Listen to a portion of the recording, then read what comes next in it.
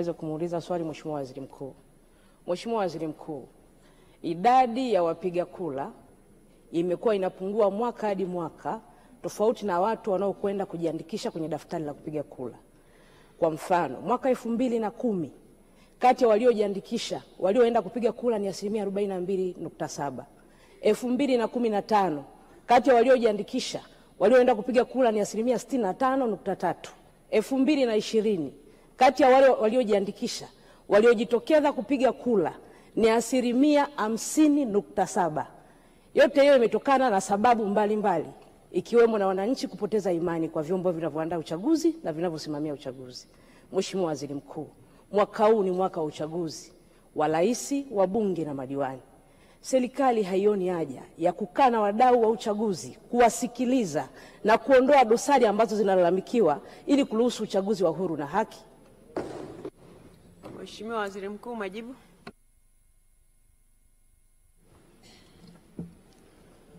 Mheshimiwa Spika, kwanza tumshukuru Mwenyezi Mungu ambaye ameendelea kutupa afya ya kutekeleza majukumu yetu kama ambavyo tunaendelea, na tunaamini Mwenyezi Mungu atatupa neema zote ili tutekeleze majukumu yetu zaidi. Naomba nianze kwa kujibu swala Mheshimiwa Aida Kenani, mbunge wa jimbo la Nkasi Kaskazini, kama ifuatavyo.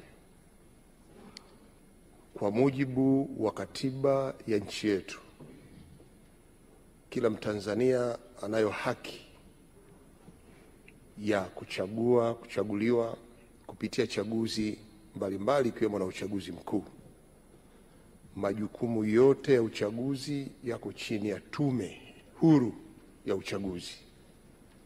Sisi kama serikali ni wadau miongoni mwa wadau wote wanaoungana na tume katika kutekeleza wajibu wetu, na serikali wajibu wetu ni kutekeleza yale maelekezo ya tume kulingana na ratiba yao, na wanayo ratiba ambayo inaonyesha matukio mbalimbali kufikia siku ya upigaji kura. Moja, kufanya kazi ya maboresho ya kujiandikisha kwenye daftari wapiga kura, ambako kila Mtanzania mwenye sifa ya kupiga kura anayo haki ya kwenda kujiandikisha, lakini pia anayo haki ya kuhakikisha kwamba yuko kwenye daftari tayari kwa kupiga kura.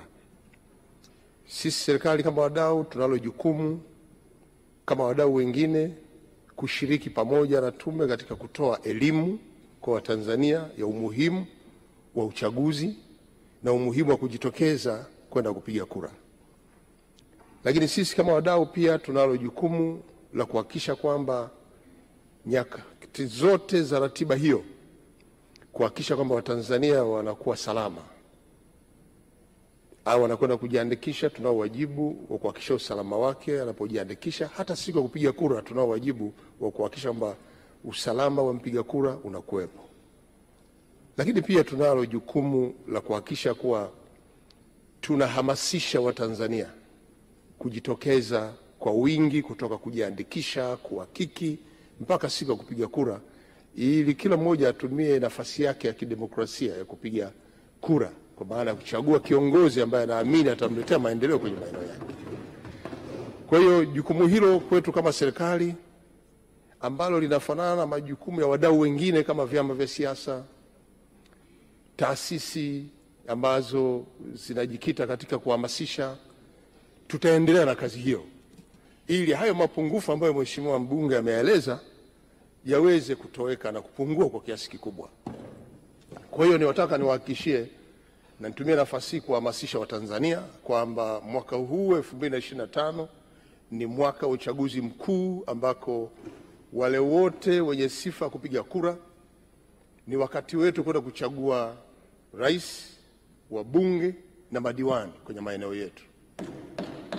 Na pindi Tume Huru ya Uchaguzi itakapotangaza ratiba yake, basi niwaahidi kwamba serikali itasimamia na kuhakikisha kwamba uchaguzi huu unakuwa salama na kuhakikisha kwamba mpiga kura anakwenda kupiga kura na kurudi nyumbani akiwa salama. Huo ndio wajibu wa serikali kama wadau wengine, na kwa hiyo nitoe wito wadau kushirikiana kwa pamoja kutekeleza maelekezo ya tume ili kuwafanya Watanzania wote waliojiandikisha wote waende kupiga kura.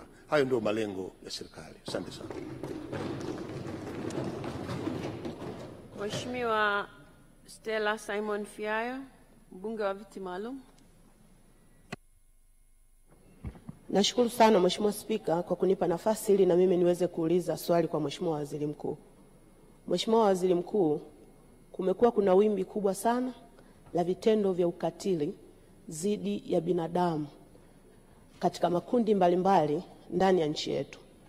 Nataka kujua ni upi mkakati wa serikali kuandaa vitengo maalum kwenye mashule, vioni, ngazi za jamii, maofisini na katika maeneo mbalimbali ili kusaidia kukabiliana na changamoto za vitendo vya kikatili zinapokuwa zinatokea katika maeneo hayo. Mheshimiwa Waziri Mkuu.